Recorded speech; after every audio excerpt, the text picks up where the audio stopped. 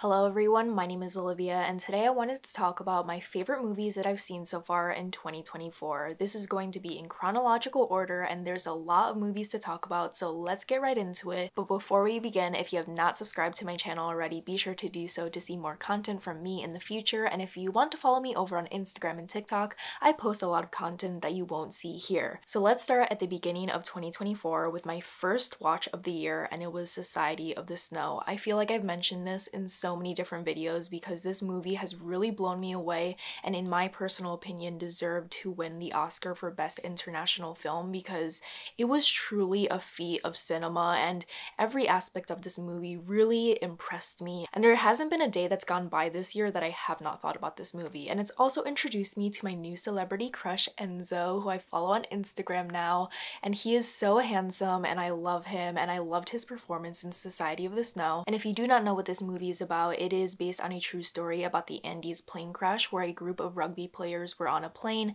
It crashed in the Andes mountain range and they had to fight for their survival over the course of many days. And this entire film really captures all the strife that they had to go through to survive this situation that is just so harrowing and so upsetting and so anxiety inducing. I think this is one of the most anxiety inducing films that I've ever seen. I was on the edge of my seat. The performances were awe-inspiring, the makeup was stunning, and I believe deserved an Oscar. The overall setting of the movie was desolate and really barren, and you felt like you were lost with them. You were with them in every single scene in this movie. And it is a very long film, but I do think one of its strongest aspects is the fact that the pacing is so well thought out. Every single moment of this film had a purpose. It's so well-rounded, it is so impactful, and I cannot stop thinking about it.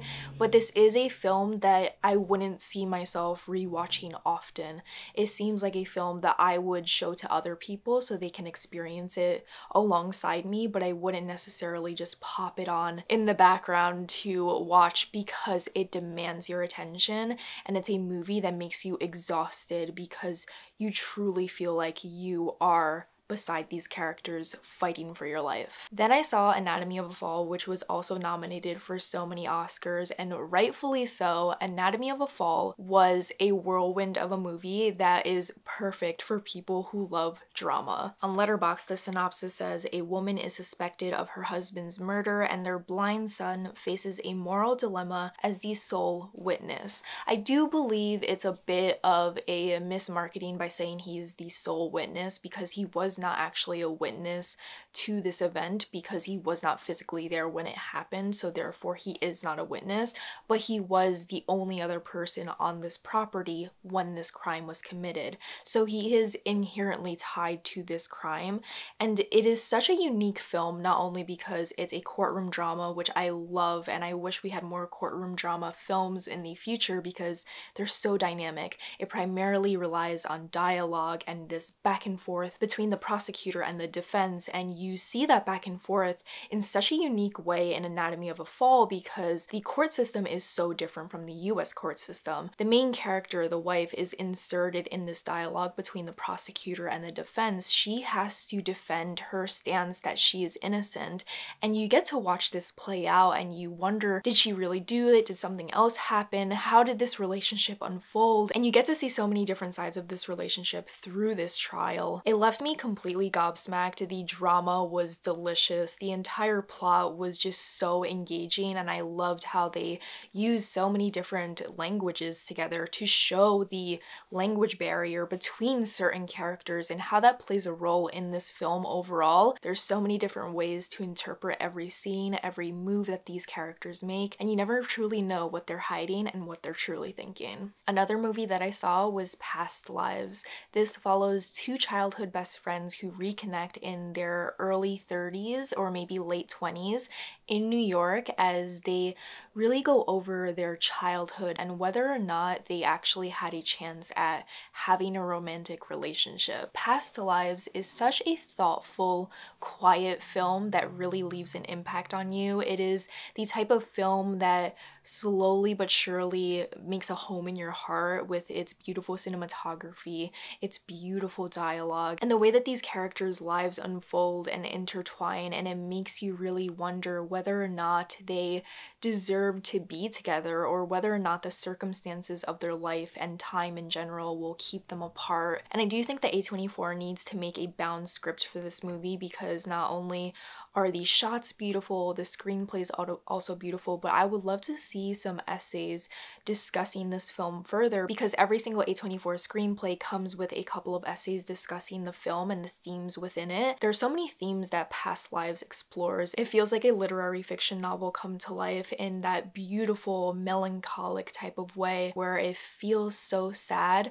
but it's also just so stunning and you can't look away. I finally saw The Witch, which was Anya Taylor-Joy's debut film that she was in, and that movie is absolutely bonkers. It is set during the Salem witch trials time, and it follows a family that moves to a remote piece of land where they live together and work together on their farm, and they fall into this mass hysteria that just grips their lives and changes it forever. And Robert Eggers is one of the weirdest directors that I've ever had the pleasure of witnessing. Every time I finish a movie of his, I'm like, is he okay? But this movie was amazing. I definitely will never rewatch it ever again because it really unnerved me. But my favorite aspects were Anya Taylor-Joy. I thought her first ever performance in a film was so strong and so compelling, because she's just a really fantastic actress that I think can really command a room every time she's in a scene. And I also really enjoyed the fact that this movie was so desaturated, and that encapsulates what the film is about. It's about this moment in life that's so desolate, that's so removed from society,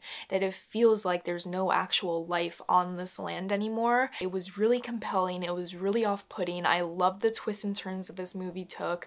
I was completely surprised by every aspect of this film, and wow. Robert Eggers, he never fails to make me feel incredibly uncomfortable in the best way possible. Another movie that I saw was All of Us Strangers, which is that film with Paul Mescal and Andrew Scott, and everyone talks about this film like it's the saddest film that they've seen in years, and I just was not as impacted by this film as everyone else was.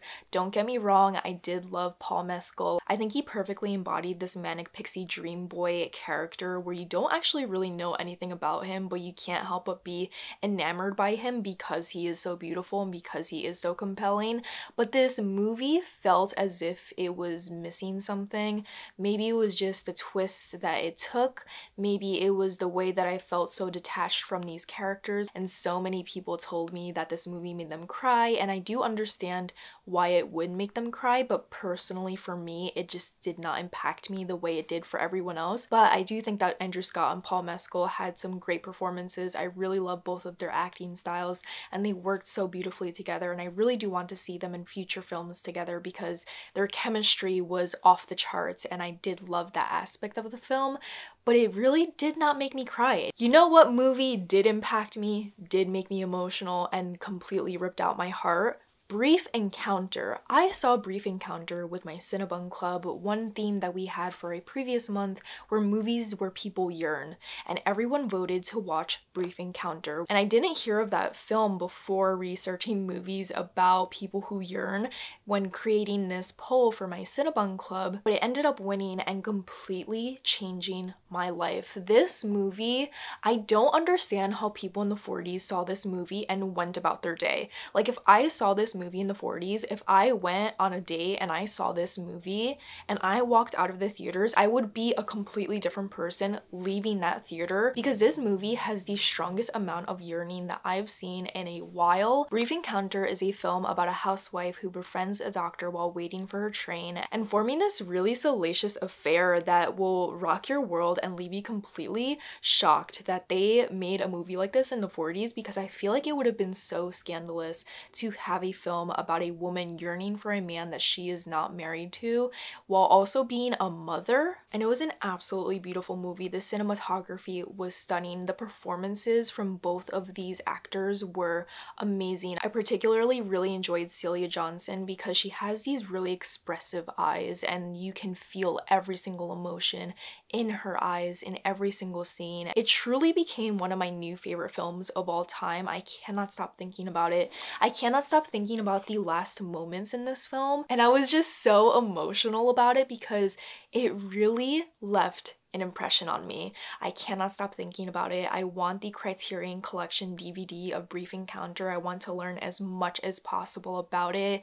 It was beautiful. The chemistry off the charts. The cinematography stunning. The story beautiful. The script absolutely awe-inspiring. Every aspect of this film is a 5 out of 5 for me.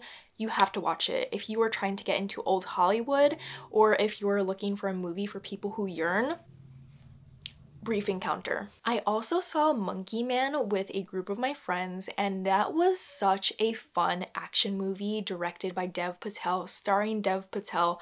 Dev Patel, guys. He's the moment. He's the moment. He is so enigmatic in this film, and it's really a love letter to his homeland and his culture. He puts so much care and love into this story, even though it simply is an action movie about a man getting revenge, but it feels so much more than that. And the way that this story unfolds leaves you on the edge of your seat, but I do think that this film could have been heavily shortened. I do feel like it was a bit too long, and this is just a personal preference for me, but I never really rewatch action movies.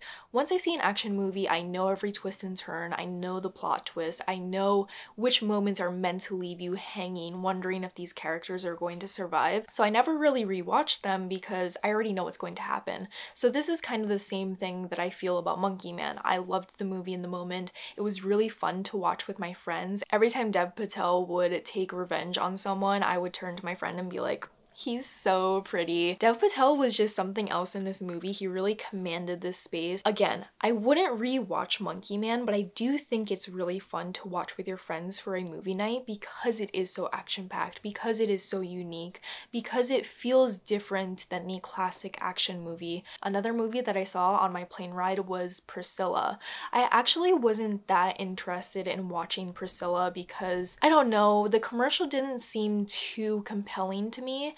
But when I watched Priscilla, I could not look away, and I thought that this movie was just so smart and clever in so many different aspects of this film. This is my first ever Sofia Coppola film, by the way, and I really enjoy the way that she directs a film and the way that she focuses her stories around a woman and the way that we explore her psyche and her character development and how different she is from the beginning to the end of the film. And Priscilla is no different because we follow Priscilla Presley, who is a very young girl. She's 15 when she meets Elvis, and she gets into this relationship with Elvis, and you can feel the weird vibes from the start. You can feel the power imbalance, you can feel the differences in their age, because Kaylee, who plays Priscilla, is so tiny, and Jacob Elordi, who plays Elvis, is a tall man. And I think that casting is so smart because it really shows that these characters are of very different age groups and they should not be together because it's very much inappropriate. And you not only get to see Priscilla get embroiled in this relationship, but you also get to see her parents' reactions to it.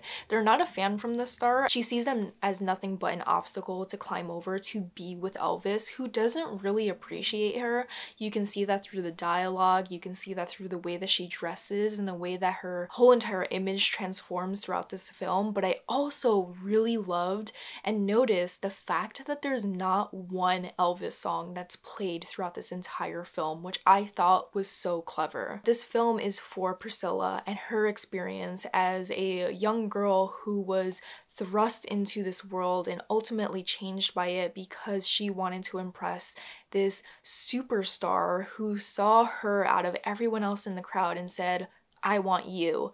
And she really took that to heart and was changed by it. I felt like this whole entire movie was very clever and was kind of in conversation with the movie Elvis.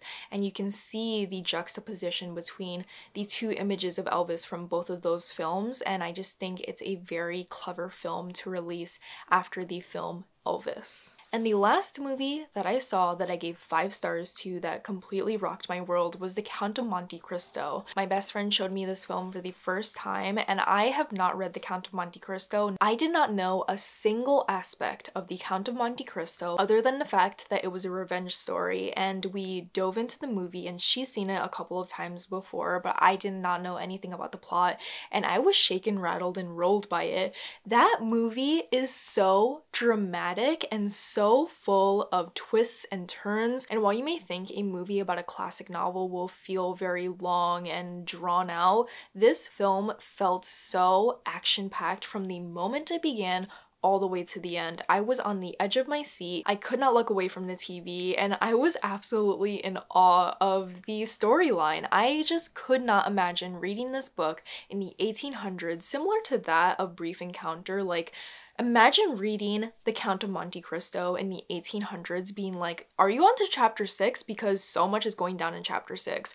I just couldn't imagine the conversations that people had. And I also think that the main actor for The Count of Monte Cristo gives me such Christian Bale vibes. Like, I could truly see Christian Bale embodying The Count of Monte Cristo so well. And I truly have no notes for this film. The pacing, stunning. The intrigue, there, palpable during every moment of this film. The costumes, beautiful. The plot, no notes. It was amazing. I do wonder how much they took out from the book because the book is very long and this is only a 2-hour film. But I don't know, it felt very comprehensive. I didn't feel like I was missing out on any aspect of the plot. I was there, I was in the moment, I was rooting for the revenge, even though I don't believe in revenge. This movie is totally worth your time. If you haven't read The Count of Monte Cristo, if you don't even know a single aspect of the plot because you did not read it in high school like me, just watch the movie. The movie was great. The acting was great. The whole entire film, so deeply entertaining, really stands up to his time. I had a great time with it. I had a great time with every single one of these films. They all left a very big impression on me in so many different ways, and they're all films that I kind of can't stop thinking about. And let me know if you've seen any of these films, what you thought of them, or if there are any films that you think I should add to my watch list. And if you want to join the Cinebun Club, which is my digital movie club, it is located in my Discord. It's free to join for anyone around the world, and everyone is open and welcome to join. If you want to follow me anywhere else on social media, be sure to do so. All my links will be down below. And if there are any movie and video ideas that you would like to see from me in the future, be sure to leave your ideas down below. I will love to take them into account, and I will see you in another video very soon. Bye!